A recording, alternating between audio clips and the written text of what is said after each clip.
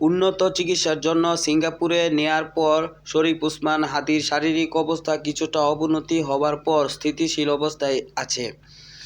আজ মঙ্গলবার এক বিবৃতিতে ইনকিলাব মঞ্চ এই তথ্য জানিয়েছে।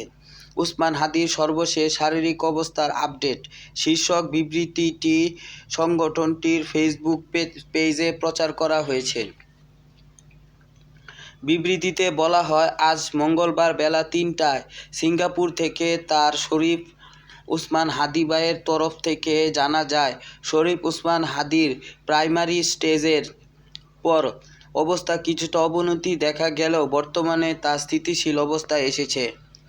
ওসমান হাদির আরেকটি অস্ত্রোপচারের প্রয়োজন উল্লেখ করে বিবৃতিতে বলা হয়, তবে সেটি করার মতো শারীরিক পরিস্থিতি এখনও তৈরি হয়নি।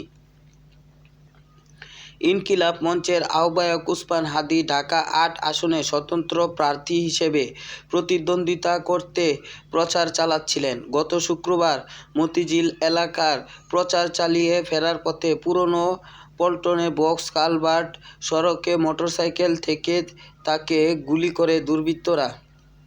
মাথায় গুলিবিদ্ধ ওসমান হাদিকে গুরুতর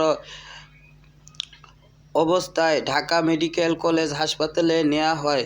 সেখানে প্রাথমিক চিকিৎসার পর ওই রাতেই তাকে এভার কেয়ার হাসপাতালে নেওয়া হয়। তার অবস্থা সংকটাপন্ন। পরে উন্নত চিকিৎসার জন্য সোমবার এয়ার অ্যাম্বুলেন্সে ওসমান হাদিকে সিঙ্গাপুরে নেওয়া হয়। তার সঙ্গে তার ভাই ছাড়া বাংলাদেশি চিকিৎসক ও নার্সরা রয়েছেন।